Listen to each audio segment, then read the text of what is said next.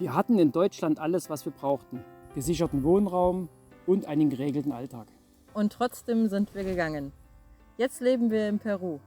Mit Stromausfällen, Regen im Haus und ohne Netz, das uns auffängt. Und trotzdem, oder vielleicht genau deswegen, fühlt es sich zum ersten Mal so an, als würden wir wirklich leben. Warum haben wir so ein sicheres Leben gegen ein hohes Risiko und Unsicherheiten eingetauscht? Wir sind Jolien? und Sebastian. Wir leben seit 10 Jahren in Südamerika. Und das unter Bedingungen, die du dir vielleicht nicht vorstellen kannst. In Deutschland wirkt alles organisiert und strukturiert. Die Infrastruktur funktioniert und Abläufe sind verlässlich. Mit der Zeit wurde uns klar, diese scheinbare Sicherheit ist vor allem eins: Abhängigkeit. Der Strom kommt aus der Steckdose, das Geld kommt auf dein Konto. Man scheint alles im Griff zu haben. Und wenn das System einmal wackelt, dann hat man plötzlich nichts mehr im Griff. So war es am Anfang nur ein Gefühl.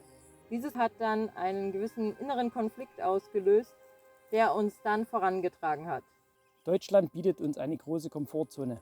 Alles ist verfügbar, alles ist geregelt, alles ist bequem. In Peru hingegen erfordert es mehr Eigenverantwortung und es birgt mehr Risiken. Aber was genau hat uns angezogen?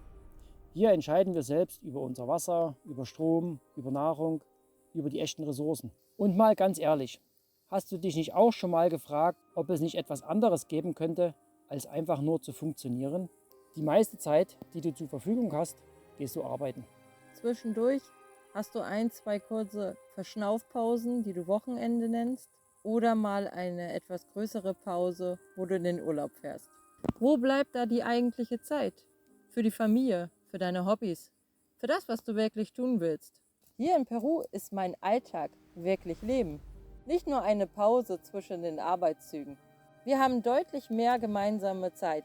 Nicht nur am Abend, sondern wir verbringen die meiste Zeit zusammen und agieren als Team. Es geht darum, was wir schaffen. Genau, es ist nicht so wie damals, als ich arbeiten gegangen bin.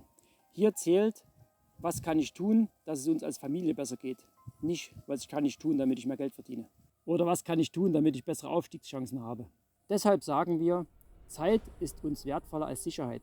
Denn was bringt uns eine vermeintliche Sicherheit, wenn wir keine Zeit mehr haben zum Leben?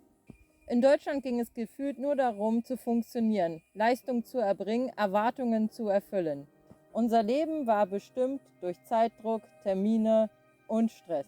Dadurch wurden wir angepasster, schneller und effizienter. Genau das, was von uns erwartet wurde. Und dadurch verloren wir eins, die Verbindung zu uns selbst. In Südamerika hingegen wird uns gefühlt mehr Raum gegeben, wir selbst zu sein. Die gesellschaftlichen Erwartungen sind geringer.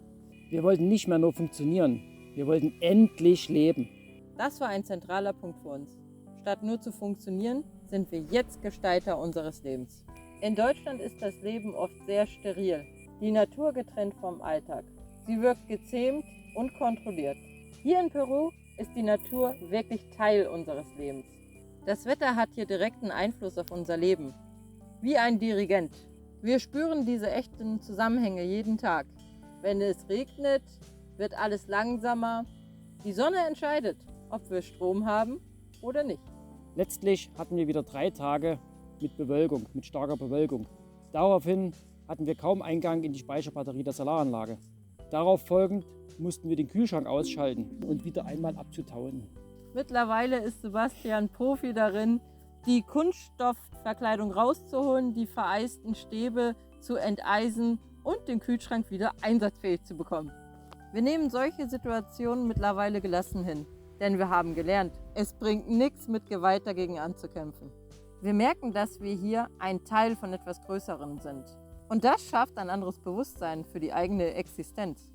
Wichtig ist, wir haben nicht Sicherheit mit Unsicherheit getauscht, sondern Sicherheit gegen eine andere Sicherheit getauscht. In Deutschland gibt es eher strukturelle und finanzielle Sicherheit.